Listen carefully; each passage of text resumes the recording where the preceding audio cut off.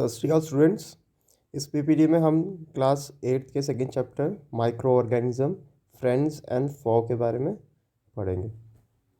So first of all, micro organisms होते क्या हैं? ये काफ़ी छोटे लिविंग ऑर्गेनिजम्स होते हैं जिन्हें हम अपनी नॉर्मल आंखों से नहीं देख सकते। हमें कुछ ना कुछ हेल्प चाहिए होती है किसी इंस्ट्रूमेंट की, जैसे कि कोई लेंस हो गया या माइक्रोस्कोप हो गया।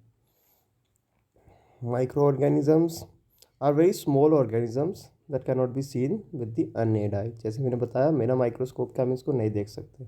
जो माइक्रो ऑर्गेनिजम्स होते हैं वो यूनिसेलुलर या मल्टी सेलुलर हो सकते हैं, मतलब एक सेल के बने हो सकते हैं या एक से ज़्यादा सेल के भी बने हो सकते हैं। जो माइक्रो ऑर्गेनिजम्स होते हैं वो अकेले भी रहते हैं एंड बहुत सारे माइक्रो ऑर्गेनिज्म साथ मिलके भी रहते हैं, उनको कॉलोनी बोलते हैं। आप इस इमेज में देख सकते हो, जब हमारा रेनी सीज़न आता है, जब मॉइस्चर ज़्यादा होता है हवा में, तो ब्रेड पे फंगस लग जाता है। हम इसको लोकल भाषा में उल्ली भी बोलते हैं।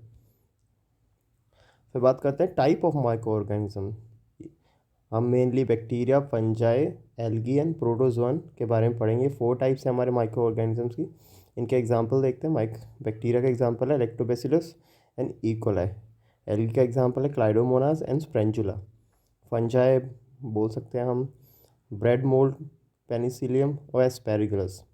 प्रोटोजोन्स का एग्जांपल है अमोइबा, पैरामीशियम एक्सेट्रा। एक और कैटेगरी आती है माइक्रो ऑर्गेनिजम्स में जिसको हम वायरस बोलते हैं।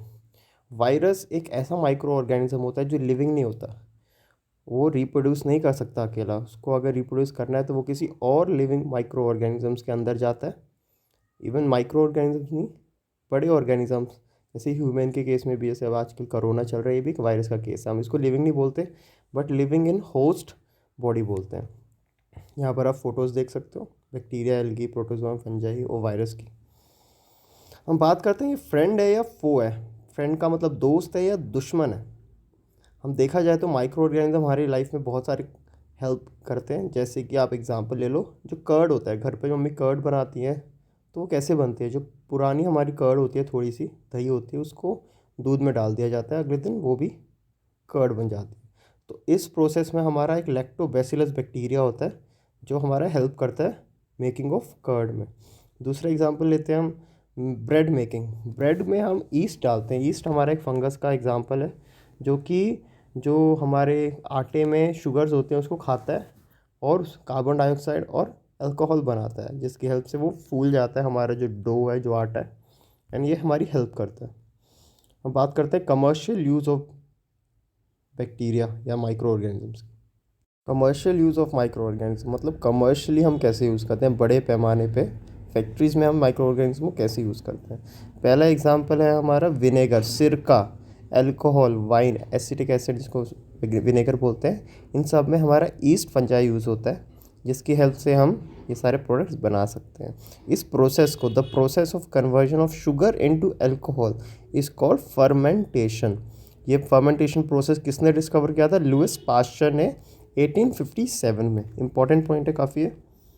तो बात करते हैं medicinal use of micro organism, मतलब मेडिसिन की तरह भी हम माइक्रो ऑर्गेनिजम्स को यूज़ करते हैं।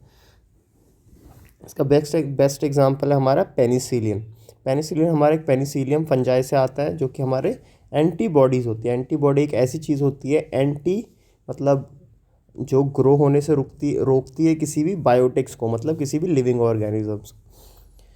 और आज के टाइम पे हमने स्ट्रेप्टोमाइसिन, टेट्रासाइक्लिन, इरिथ्रोमाइसिन, ये सारे के सारे हमारे एंटीबायोटिक्स है जो हमें फंगस से मिलती है।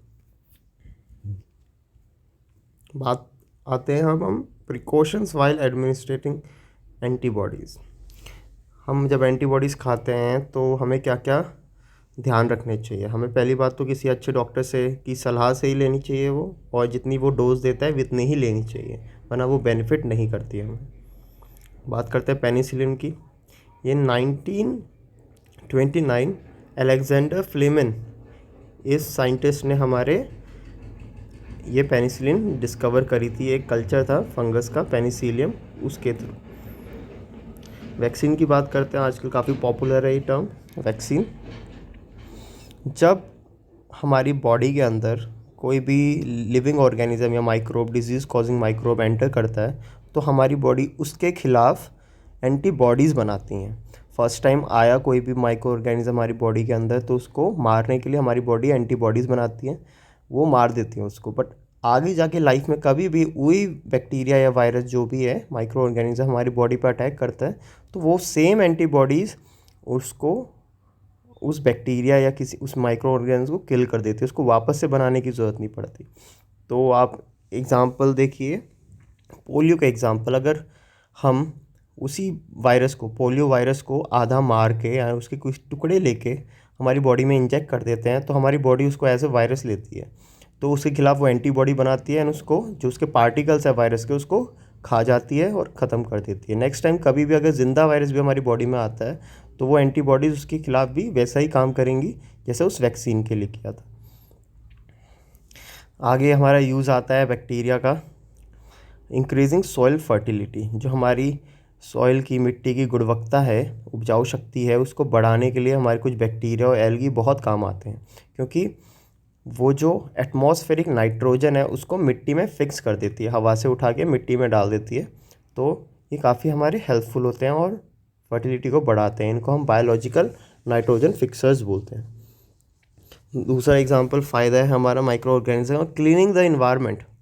जो हमारे माइक्रो ऑर्गेनिज़म्स है, फंजाई है, बैक्टीरिया हैं, ये जितना भी हमारे इन्वायरमेंट में, वातावरण में जो भी खाने की चीज़ें, सड़ने की चीज़ें होती हैं, जो सड़ रही होती हैं, इनको ये छोटे छोटे पार्टिकल्स में तोड़ के उनको डाइजेस्ट कर देता है, उनको लेस हार्मफुल प्रोडक्ट्स में कन्वर्ट कर देते हैं। तो हमारे इन्वायरमेंट को क्लीन रखने में भी इनका बहुत बड़ा रोल होता है। अब बात करते हैं हार्मफुल माइक्रो ऑर्गेनिज्म। जितने भी डिजीज़ कॉजिंग माइक्रो ऑर्गेनिज्म है जिनको हम पसंद नहीं करते, हम उसको पैथोजेंस टर्म से यूज़ करते हैं। हमारे जो पैथोजेंस हैं ये कैसे भी हमारी बॉडी के अंदर एंटर हो सकते हैं, सांस, हवा के थ्रू, खाने के थ्रू, पानी के थ्रू, और ये अंदर आके डिजीज़ कॉज करते हैं। अगर एक आदमी से दूसरे आदमी में ये ट्रांसफ़र हो जाती है उसके टच के, फिजिकल कांटेक्ट या खाने पानी की वजह से, तो हम ऐसी डिजीज़ को कम्युनिकेबल डिजीज़ बोलते हैं। इनका एग्जांपल है कॉमन कोल्ड हो गया, चिकन पॉक्स हो गया, ट्यूबरक्लोसिस हो गया। हार्मफुल माइक्रो ऑर्गेनिज्म और भी है। हम बात करते हैं जो एनिमल्स एंड इंसेक्ट्स, अगर एक माइक्रो ऑर्गेनिज्म को, माइक्रोब को एक पर्सन से दूसरे पर्सन तक ट्रांसफ़र कर रहा है और डिजीज़ कॉज करवा रहा है, तो ऐसे इंसेक्ट एंड एनिमल को हम क्या बोलेंगे? Carrier of disease causing microbe. इसके दो एग्जांपल आपको पता ही होगा। जो हमारी हाउस फ्लाई होती है, मक्खी होती है, और जो मॉस्किटो होते हैं, मच्छर होते हैं, काफ़ी सारी डिजीज़ कॉज करते हैं, जैसे कि डेंगू हो गया। ये टेबल है हमारी डिजीज़ कॉजिंग माइक्रो ऑर्गेनिजम्स की। इनका मोड ऑफ ट्रांसमिशन क्या है और प्रिवेंटिव मेथड्स क्या है, please go through this table.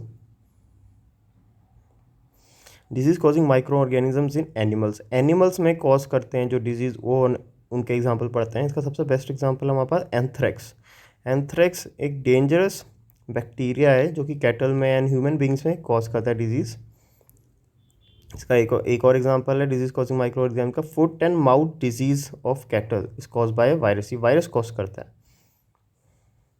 Plant में भी कॉज करते हैं डिजीज़ माइक्रो ऑर्गेनिज्म, तभी हम इसको फॉ बोल रहे हैं। यहाँ पर फॉ मतलब दुश्मन है हमारा एक तरह से माइक्रो ऑर्गेनिजम्स। यहाँ पर टेबल दे रखी है हमारे प्लांट्स में जो डिजीज़ कॉज करते हैं। फूड प्रिजर्वेशन में कैसे हेल्प करते हैं हमारे बैक्टीरिया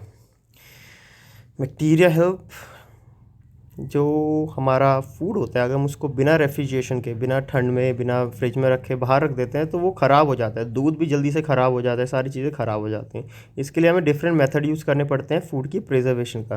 इसका पहला एग्जांपल है केमिकल मेथड, जिसमें भी हम, जैसे कि अचार होता है, अचार के अंदर हम सोडियम बेंजोएट और सोडियम मेटाबाइसल्फाइड यूज़ करते हैं, ऑयल्स यूज़ करते हैं, सॉल्ट यूज़ करते हैं, उस चीज़ में डाल के रख देते हैं अचार में, या फिश होगी, बहुत सारे एग्जांपल है इसके। कॉमन सॉल्ट हो गया, शुगर, हम शुगर की हेल्प से हम जो जैम्स होते हैं, जेलीज होती हैं, उनको हम बचा के रख सकते हैं, क्योंकि वहाँ पर बैक्टीरिया की ग्रोथ नहीं हो पाती इतनी ज़्यादा salt and sugar concentration solution में। इसका एक और एग्जांपल हम मान सकते हैं विनेगर, और जो ऑयल होता है अगर इसमें हम अपने वेजिटेबल, फिश, मीट या पिकल्स को, अचार को रखते हैं, तब भी वो ख़राब नहीं होता। एक मेथड होता है आपने घर पे आजकल खासकर देखा होगा, हीट एंड कोल्ड ट्रीटमेंट। इसका बेस्ट एग्जांपल, आप जिन घर में हाउसवाइफ्स होती हैं वो पहले दूध को गर्म करती हैं, फिर अचानक से फ्रिज में ठंडा होने के लिए रख देती हैं। तो इससे क्या होता है, मैक्सिमम जितने भी बैक्टीरिया होते हैं हमारे मिल्क के अंदर वो मर जाते हैं। इस मेथड को हम बोलते हैं पेस्चराइजेशन। पेस्चराइजेशन भी हमारे लुइस पास्चर ने डिस्कवर किया था। ये प्रोसेस है सारा का सारा, एंड ये आइटम्स है जो कि पेस्चराइजेशन से हम स्टोर करते हैं। नेक्स्ट टॉपिक आता है हमारा नाइट्रोजन साइकिल। जैसे कि हमने पहले पढ़ा था ब्लू ग्रीन एल्गी और कुछ बैक्टीरिया हमारे नाइट्रोजन को फिक्स करते हैं हवा से सॉइल में। तो इसमें आप देख सकते हो नाइट्रोजन का साइकिल कैसे चल रहा है हमारे इन्वायरमेंट में। सबसे पहले हम मानते हैं ऊपर वाले को, ये एटमॉस्फेरिक नाइट्रोजन, ये कहाँ जा रहा है हमारा, bacteria turn components of nitrogen into gaseous nitrogen.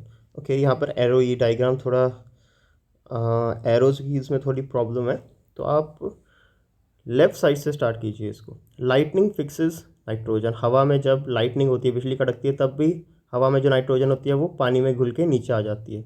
दूसरा इसका एग्जांपल है कैसे एटमॉस्फेरिक नाइट्रोजन मिट्टी में जाती है। ब्लू ग्रीन, ये जो nitrogen fixing bacteria and blue green algae होती है, ये भी एटमॉस्फेरिक नाइट्रोजन को फिक्स करती है। ये सॉइल में चला जाता है, इनको प्लांट्स ले लेते हैं, फिर इनको एनिमल्स खा लेते हैं, फिर वापस से डेथ होने के बाद एनिमल्स की ये सॉइल में चला जाता है, एंड वापस से बैक्टीरिया होते हैं कुछ ऐसे जो नाइट्रोजन को उठा के सॉइल में से वापस से गैसियस नाइट्रोजन में कन्वर्ट कर देते हैं। इसके बारे में डिटेल में पढ़ना है आपने। Thank you. प्लीज़ कोई डाउट हो तो कमेंट सेक्शन में प्लीज़ पूछिए।